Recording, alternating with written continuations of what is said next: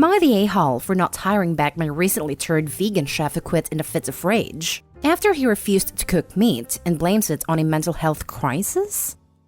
My wife and I own a restaurant, and our specialty is our variety of locally sourced meats.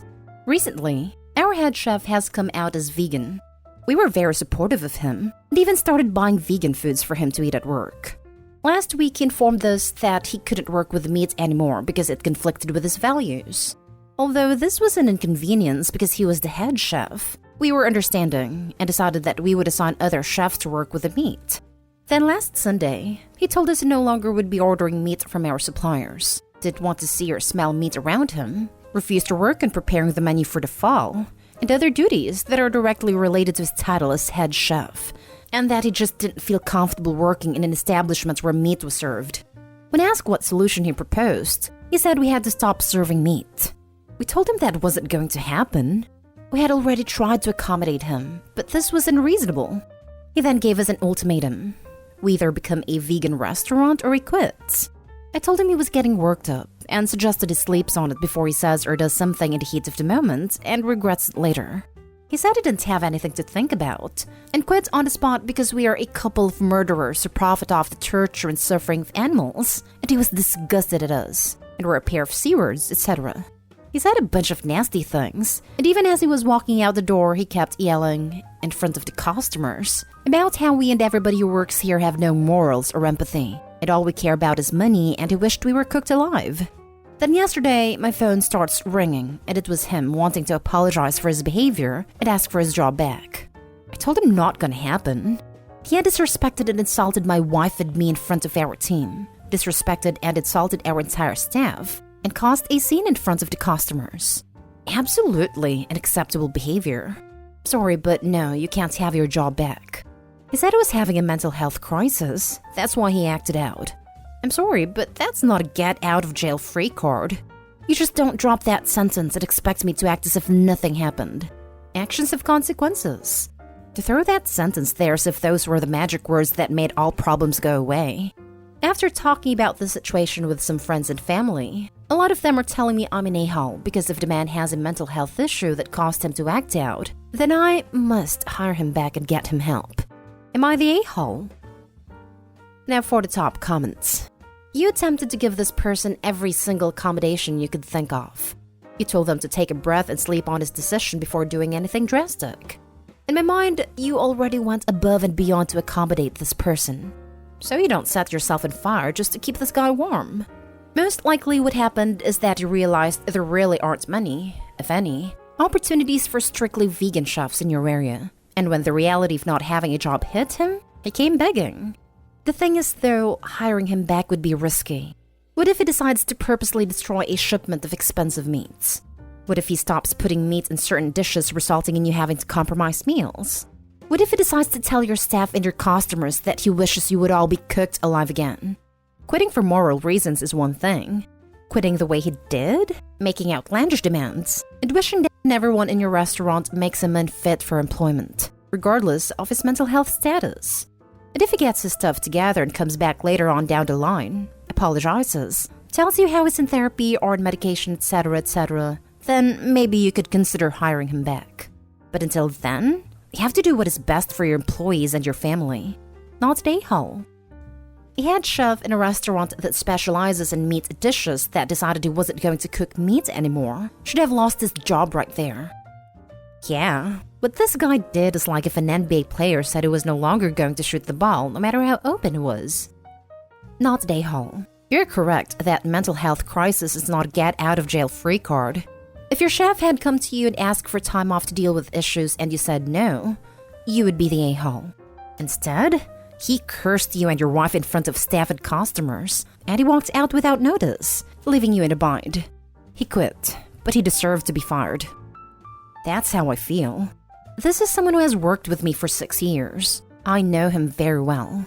Fair enough that if he actually has mental health issues, he maybe wanted to keep it private, but he never mentioned anything in the past. It felt more like exactly that, a get-out-of-jail-free card, like he was expecting to say the words and I would hire him back. He has seen in the past how other employees have had mental health issues or difficult personal situations, and we have gone above and beyond to accommodate them. He knows if he had mental health issues, he could come talk to us, and we would have worked something out. But to behave like an A and then just say, "Oh, but I was having a mental health crisis. And now I'm being told I must hire him back, otherwise I'm discriminating." He quit, and he disrespected my entire staff and made a scene. He can be my best friend, but if you behave like that, in a way that can also affect my reputation in business, then I don't want you in my team. Not Dayhall. You can be sympathetic to his mental health and not hire him back. You didn't mention if he said he was actually getting help for his mental health, which would be key for me to even slightly considering bringing him back. Probably still would not, as he would probably still have the same opinion about cooking/serving meat. I did ask if he has a therapist or somewhere to turn for help. I've struggled with depression for years, and I was more than happy to recommend my own therapist or work with him to find him one he would click with. He said he didn't have one, and didn't really need to talk to anyone. Again, if this is true, sorry that you're going through it, but not my job to hold your hand and walk you to the therapist's office myself. Now for the next story. Am I the a-hole for publicly posting a message from my brother's landlord? So I, 26 male, am a twin. My brother and I had a very rough childhood, and it took a horrible toll on him. He ended up with a really debilitating mental illness, and has suffered from substance dependency since we were in our teens. I love my brother so much, and I've always done my very best to be there for him. But if any of you have had a loved one with these issues, you know how hard it can be. 2 weeks ago, he passed away from an overdose. It broke me honestly. Despite everything, he was my best friend in the world, and I feel like a spare part without him. My brother lived by himself in a flat, which is where he passed away. I won't get too detailed, but it was a few days before he was found, so there was some cleanup required in the flat. I guess he was in rent arrears too, because yesterday, 3 days after my brother's funeral, his landlord reached out to me via Messenger. He said, and I quote, "Hi, Opie. I'd once again like to tell you how sorry I am for your tragic loss. I cannot imagine how you feel having lost your brother. I know you were his only next of kin, so I'd just like to get the feelers out vis-a-vis a monetary issue. Your brother was quite behind on his rent and owed £1,500. With the cleanup I paid for following the incident, the total comes to £1,550. As you're the sole inheritor of his estate, I'd like to negotiate with you how we're going to go about reimbursing this payment. I understand this is a large sum, so I'm willing to work out a monthly plan if that works best for you." Honestly, I kind of flipped. My brother hasn't even been dead a month, hasn't even been in the ground for a week, and I'm very, very much still grieving. I haven't even really processed that he's gone.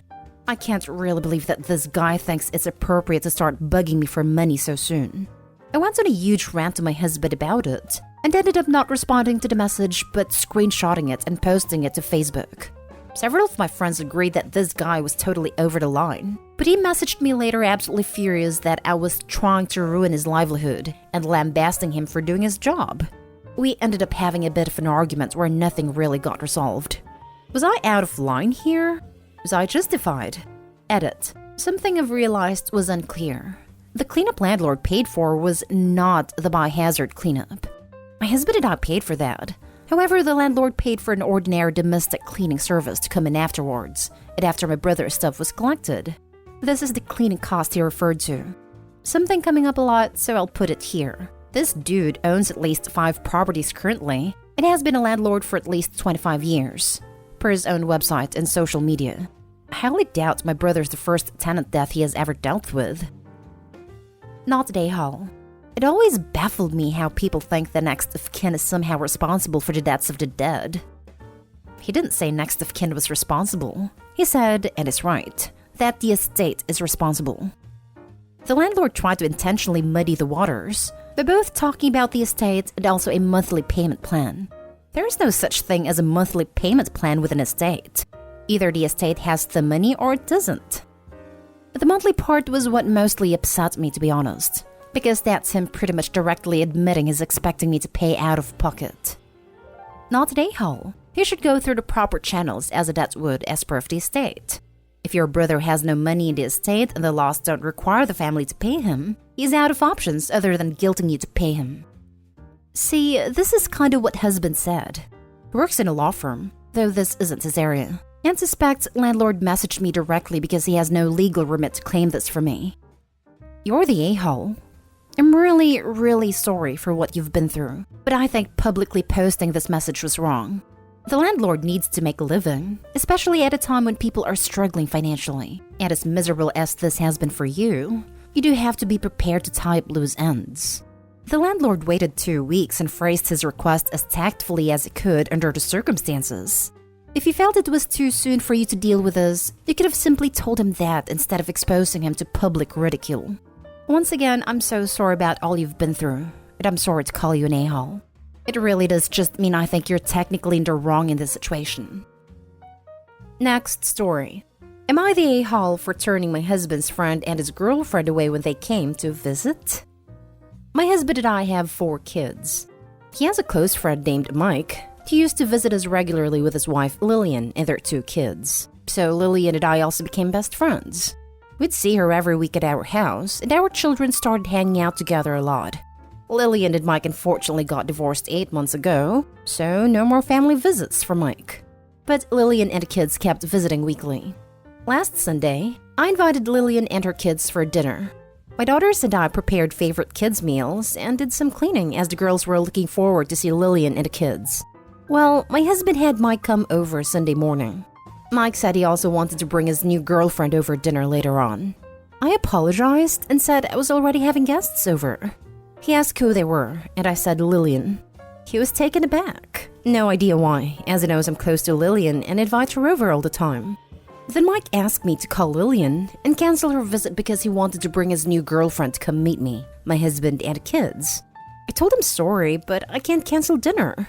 Mike reminded me that his girlfriend is his family. And since he's my husband's friend, then I should be welcoming her to my home and get to know her and let her get to know the kids. But the conversation got nowhere, and my plans for the evening were assumed. Lillian came with the kids, and then the door rang while we were eating, and it was Mike and his girlfriend. My husband opened the door, but I followed and refused to let Mike in, and told him I was already having guests. But he demanded that I tell Lillian to leave, since she had her chances of visiting but his girlfriend never did. I argued with him and said he doesn't get to dictate who is welcome to my house and who isn't, and told him to please leave and not interrupt dinner for my guests. He left after causing a scene. Now my husband said I should have handled it better, and I had no right to treat his friend's soon-to-be fiancée that way, since she's family and he wants to maintain good relationship with his friend. He called me judgmental and rude towards his friend, and should apologize because I will cost him a 15 years friendship with Mike. Mike was upset and claimed I was ganging up with Lillian to spite him, but I care about my friendship with her. Now for the top comments. Not today, Hall. I'm having a hard time imagining people like Mike can exist. Not today, Hall. I'm not surprised at all. Reddit has molded me to darkness of crazy. OP he only pushed so hard because he wanted to spite the ex for his new. I think Mike is gonna get dumped. Imagine showing up at someone's door for dinner, and then realizing your boyfriend has already been told you aren't welcome there at this time, and then boyfriend starts demanding the hosts kick out their guests? Oof, I'd run so fast. Not today, LOB. Mike is an entitled A. And then to realize the guest your boyfriend is trying to have removed from someone else's home are his ex-wife and his children, who he already knew were going to be there. I'm just imagining the poor girlfriend standing there all dressed up, maybe even with a bottle of wine or a casserole dish in her hands, wondering what in the living hell is going on, and then putting 2 and 2 together. I'd be mortified. I hope she dumped his butt. Well, now we all know why Lillian left him. The sheer entitlement of that a-hole is astounding. It's your home, and he doesn't get to tell you who you can or can't invite into it. Nonetheless trying to demand who can or can't be friends with. Holy crap. Not an a-hole. Edit. Just got to the last paragraph and I am now super pissed at your husband too. His friend acted like a total jerk, and he expected you to apologize? Let's stamp his forehead with a-hole while we're at it. He should be supporting the prior plans and offering another night for dinner with Mike. You guys can be totally excited to meet his new girl on a night where you didn't have prior plans. If this has been a dance recital or another activity not involving Lillian, I doubt this would have even been an issue. I would bet $100 that Opie's husband told Mike's ex was coming over that night. Then Mike decided that it would be a good idea to flex the fact that he has a new girlfriend in front of his ex. He also wanted to prove that Opie and husband value him over his ex. Now for the last story. Am I the a-hole for firing a person who was just trying to make a living? I, 30 male, a general manager at a big box retailer, think Walmart, Target, Best Buy, and have been for about a year, though I've worked here total 5 years. I've had this employee who has been great. I'll call her Sam. Hard worker, been with the store for 3 years. But recently she's joined some sort of MLM. Don't remember the exact one. Something like Tirado?